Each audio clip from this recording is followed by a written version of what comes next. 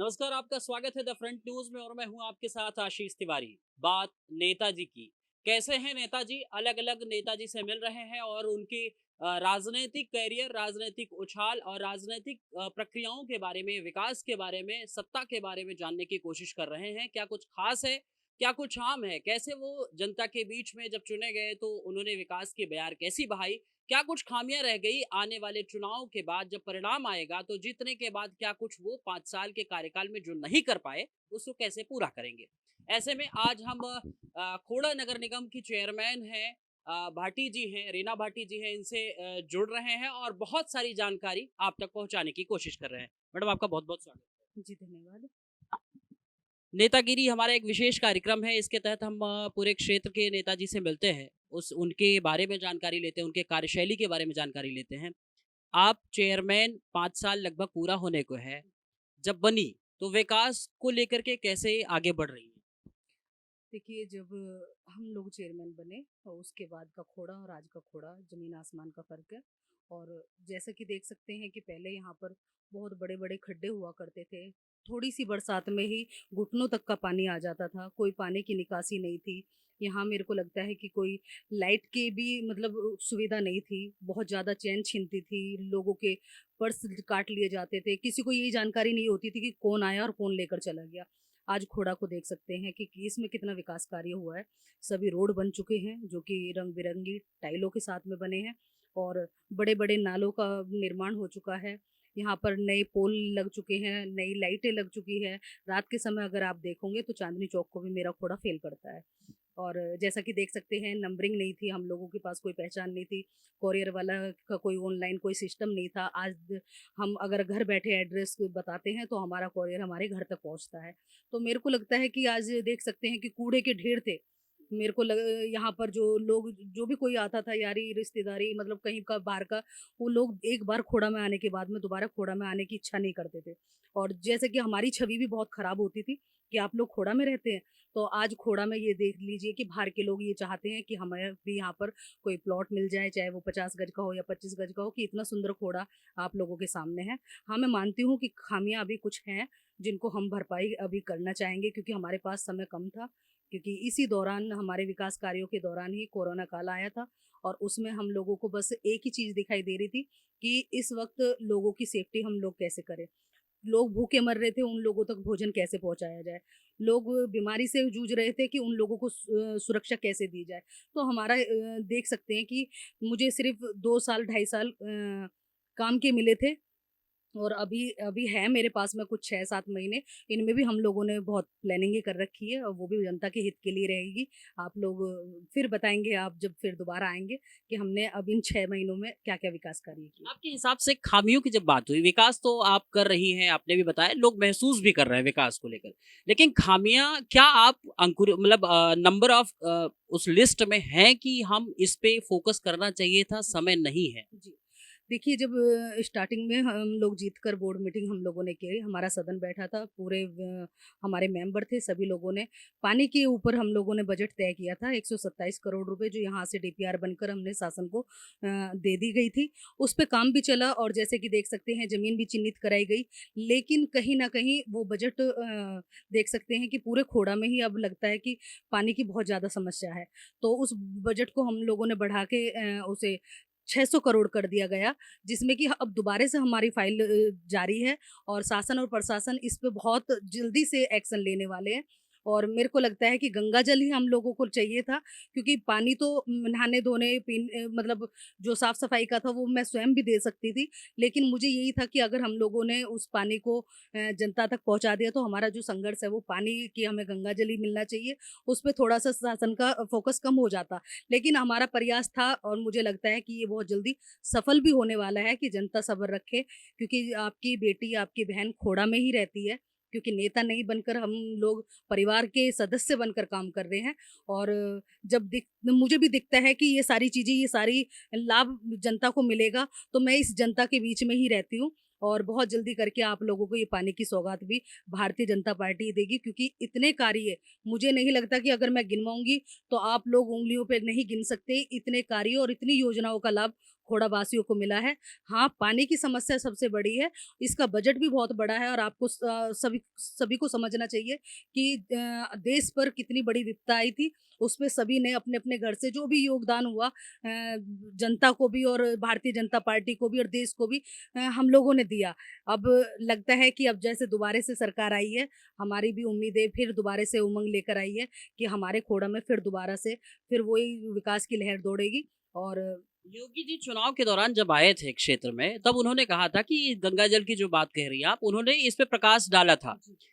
कब तक संभावनाएं हैं, जो दर्शक हमें देख पा रहे हैं उनको भी एक सांत्वना मिले, कब तक संभावनाएं पूरी हो पाएंगी? देखिए आपको मैं बता देना चाहती हूँ कि जलमृत योजना में हमारा खोड़ा लिया गया था और अब फिर दोबारा से हमने दोबारा से इस चीज़ को शासन को भेजा कि बहुत जल्द से जल्द इस पे हमारा काम चलना चाहिए और डीएम साहब के यहाँ भी हमारी बैठकर मीटिंग हुई थी। माननीय सांसद जी ने और माननीय विधायक जी ने भी इसे सदन में काफ़ी बार उठाया और मुझे लगता है कि अब तो स्वयं मुख्यमंत्री जी आकर यहाँ पर बोल कर गए थे कुछ समय पहले कि खोड़ा की जनता को बहुत जल्दी करके हम गंगा जल वाटर देंगे और मुझे लगता है कि जो योगी जी ने एक बार कमिटमेंट कर दी तो वो कर दी, उसे सफल बनाने में मुझे नहीं लगता कि कभी कोई रुकावट आई है और बहुत जल्दी करके देखिए बजट भी बहुत बड़ा होता है और कार्य भी बहुत बड़ा है। ऐसा नहीं कह सकती मैं कि मतलब इसको हम 6 महीने में या साल भर में पूरा कर देंगे, लेकिन हाँ इतना है कि इसी समय में, इसी कार्यकाल में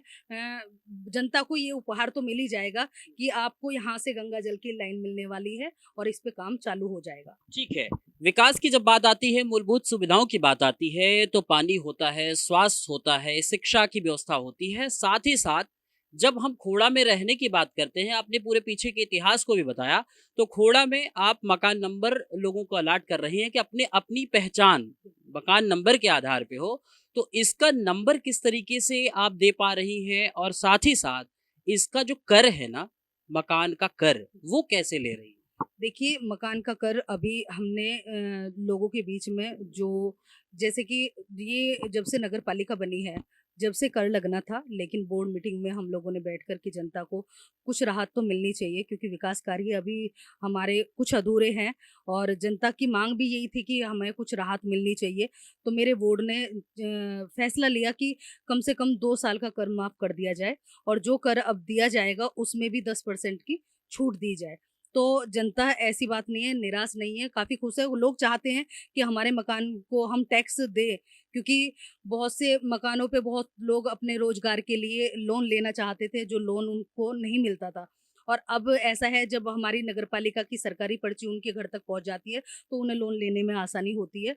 और मेरा कहना यही है कि अभी सब जगह नहीं लग पाया है कुछ जगह लग पाया है क्योंकि स्टार्टिंग है अभी हमारी और कुछ दिन के लिए हमने रोक भी दिया था क्योंकि थोड़ी-सी प्रॉब्लम आने की वजह से हमने उसको अभी रोक दिया है और जनता से जितना उन पे हो सकता है ऐसी बात नहीं है, छूट दी जाती है, गरीब परिवारों को भी उसमें राहत दी जाती है और मेरे को लगता है कि देना भी चाहिए क्योंकि हम लोग भी हर चीज़ पे टैक्स देते हैं और टैक्स देंगे जब ही विकास कार्य पूरे होंगे। अच्छा, जैसे मोदी जी की बहुत सारी योजनाओं की आप गिनती की, कार्यों की, जितना उसका दायरा है, उस दायरे का प्रमोशन क्या जनता में जाके कर रही है? आपको लग रहा है कि सही कार्य हो रहा है?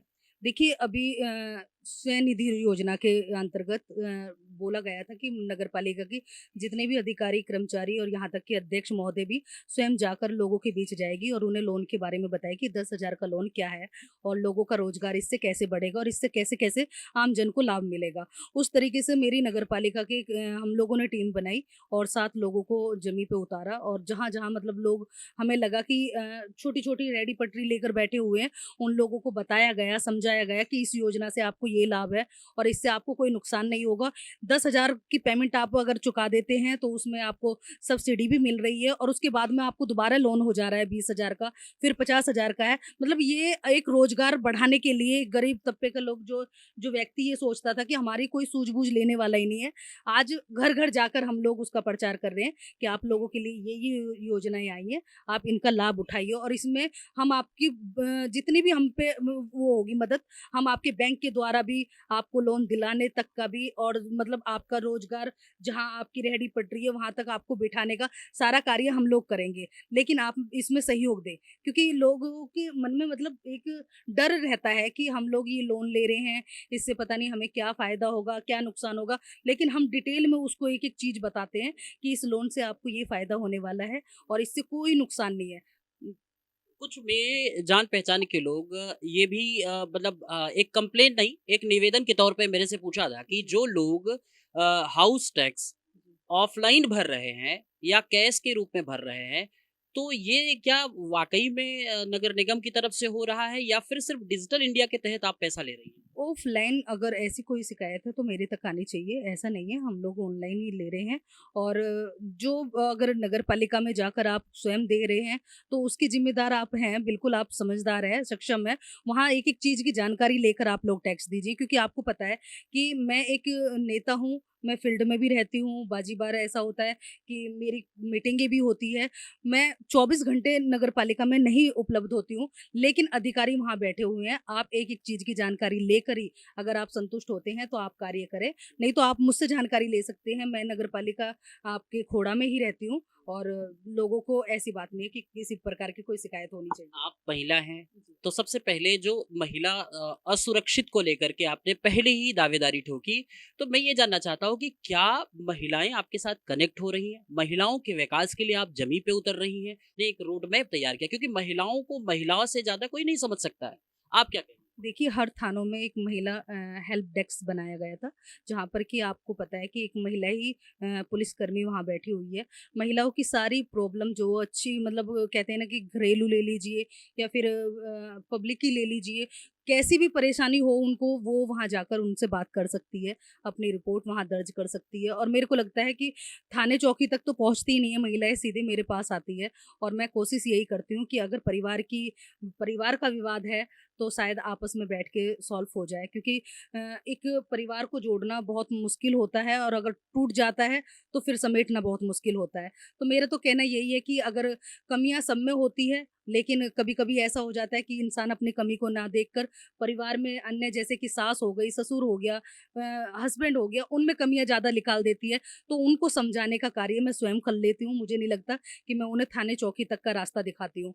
लेकिन एक चीज़ और बोलना चाहूँगी कि जैसे महिलाएँ पहले देख सकते थे सपा सरकार में और कांग्रेस सरकार में, महिलाओं को इतना सम्मान नहीं मिलता था। मुझे नहीं लगता था कि वो किसी भी फ़ील्ड में आगे बढ़ चढ़ के काम करती हो। लेकिन आज देख लीजिए कि कहीं भी अगर मेरा प्रोग्राम होगा, तो सबसे ज़्यादा महिलाएँ मिलती है और मुझे महिलाओं का बहुत ज़्यादा सपोर्ट भी मिलता है। और मेरे को लगता है कि आज जो मैं खड़ी हूँ, आज मैं जो आप लोगों के बीच बोल पा रही हूँ, मैं एक हाउसवाइफ़ थी और मुझे नहीं लगता कि राजनीति में मुझे कभी आना था, क्योंकि मेरे हस्बैंड राजनीति करते थे, लेकिन किसी मजबूरन कारण कि मुझे इस फील्ड में आना पड़ा।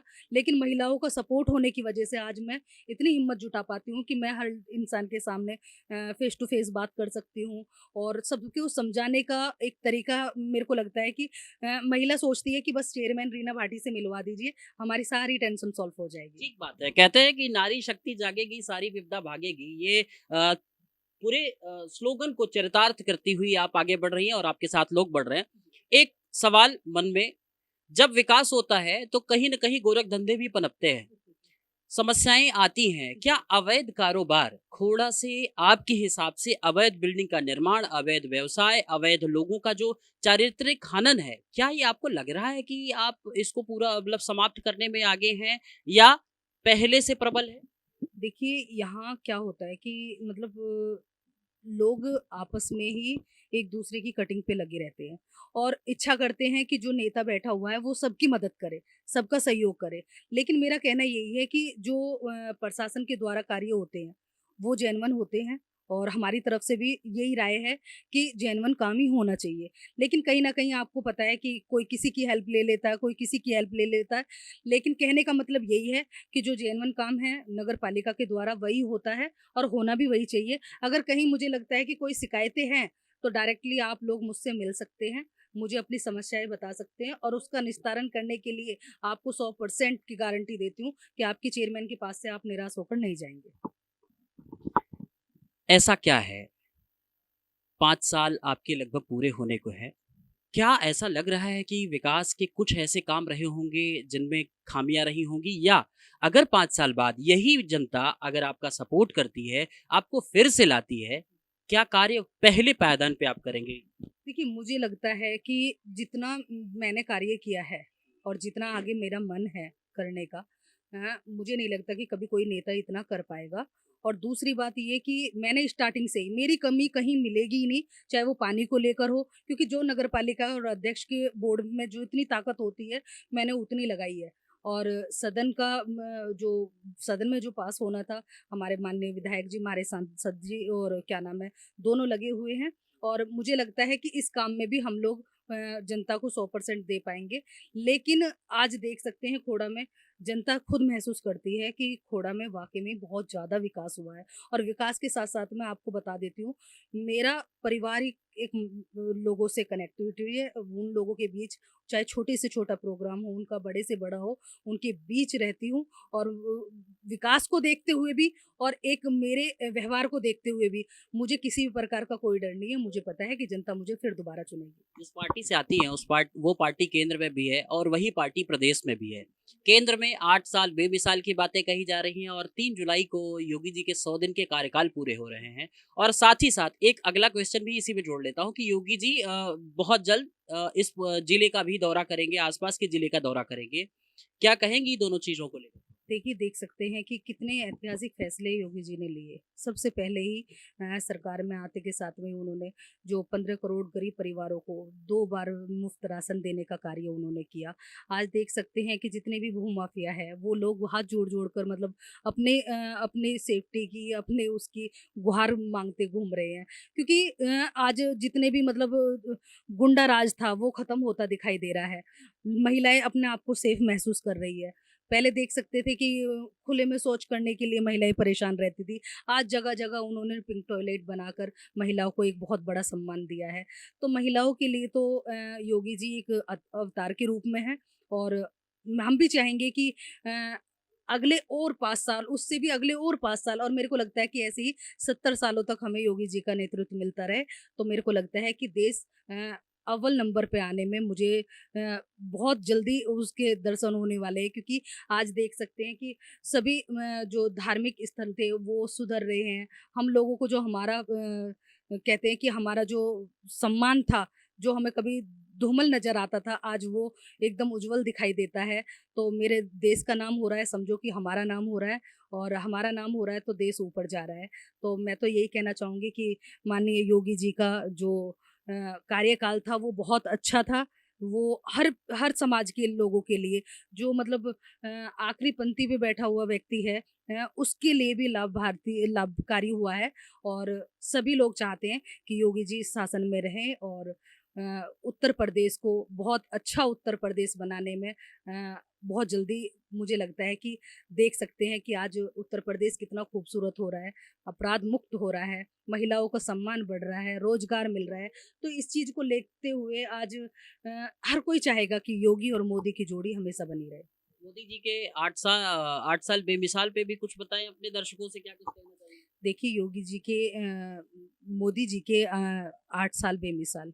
देख सकते हैं कि उज्ज्वला योजना, जिसके कि लोगों को इतना लाभ मिला, जिसका कोई हिसाब नहीं, ठीक है? और आपके आवास योजना, आप देख सकते हैं आवास योजना के अंतर्गत मेरे भी यहाँ पर बहुत लोगों को पैसा मिला। और उसकी वजह से सबने मतलब धन्यवाद योग मोदी जी कहा। आज इतनी योजनाएँ हमारे माननीय मोदी जी के उसमें नेतृत्व में चल रही है, लेकिन लोगों को जानकारी होनी चाहिए। लोगों को जानकारी होगी तो सारे लाभ मिलेंगे। लेकिन हम लोग जितने भी नेता लोग हैं और जितने भी सम्मानित लोग हैं, अधिकारी लोग हैं, सभी लोग लगे हुए हैं कि जनता को सभी लाभ मिलने चाहिए और जनता महसूस कर रही है। आज मेरे को लगता है कि हर घर में ये लगा लीजिए कि पेंशन की भी योजना उनके पास में है, आवास की योजना उनके पास में है, उनके शौचालय की योजना का लाभ उनके पास है। और आयुष्मान कार्ड की योजना का उनको लाभ मिला हुआ है। ऐसी कितनी अनेकों योजना एक ही घर में कम से कम 6-6, 7-7 योजनाओं का लाभ जनता को मिला है। तो कैसे नहीं देगी वो योगी और मोदी जी को वोट। और मेरे को लगता है वोट के साथ-साथ में सम्मान भी देगी। चुनाव बस करीब है। आखिरी सवाल बस ये है कि जनता से क्या कुछ कहना चाहेंगी? 5 साल सत्ता में या यूँ कहें चेयरमैन के पद पे रही हैं और आगे की अपेक्षाओं को लेकर के क्या कुछ कहेंगी? खोड़ा नगर निगम के लोग आपसे क्या अपेक्षा करते थे? उन अपेक्षाओं में कितनी खरी उतरी हैं? क्या कुछ कहना है आपको? देखिए, अगर खोड़ा की जनता है, अगर देखेगी एक बार आँख मीच के और अपने दिल पे हाथ रख के खोड़ा का विकास अगर महसूस करेंगी, तो मुझे लगता है कि वो मेरे अलावा किसी और नेता को चाहेंगी ही नहीं। और मैं आप लोगों को विश्वास दिलाती हूँ कि अब से और जब से हम चेयरमैन बने हैं और जब से और अब तक अपने कार्यकाल को समाप्त होते हुए और दोबारा से उसे उज्ज्वल होते हुए देखना चाहते हैं, क्योंकि काम इतना किया है और प्रयास बहुत रहा है हमारा।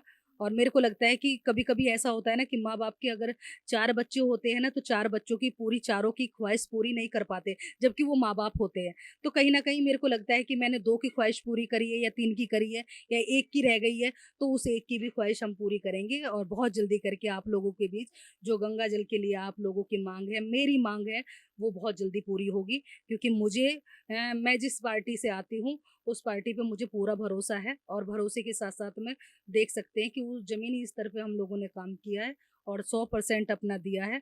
और मेरे व्यवहार में अगर कहीं कोई चूक हुई हो, तो उसके लिए मैं क्षमा प्रार्थी हूँ। लेकिन कार्यों में आप लोगों को पता है कि बहुत मेहनत करती हूँ और आगे भी करती रहूँगी, आप लोगों का आशीर्वाद मिलेगा, तो मुझे लगता है कि जो काम अभी रह गए हैं, उन कामों पे क्योंकि प्रयास तो जारी है उन पे और काम हो भी रहे हैं, लेकिन कहीं न कहीं अगर वो अभी संपूर्ण तरीके से पूरे नहीं हुए, तो आप लोगों का आशीर्वाद आगे चाहती हूँ कि उन कामों को मैं दोबारा पूरा कर सकूँ। धन्यवाद। इसी तरीके से हम नेतागिरी ये जो हमारा कार्यक्रम है स्पेशल हम अलग-अलग नेता लोगों से मिलेंगे, उनकी क्या ख़्वाहिशें हैं, सत्ता में रहने के बाद किन-किन वादों को उन्होंने पूरा किया, क्या कुछ खामियाँ रह गई, उन खामियों को कैसे पूरा करेंगे, फिर चुनाव में क्या-क्या दावेदारी ठोकेंगे, किस तरीके से आपके हित की और आपके हक-हुकूक की बात वो करेंगे। कैमरा सहयोगी राहुल के साथ Ashish Tiwari, the front news, Khoda, Ghaziabad.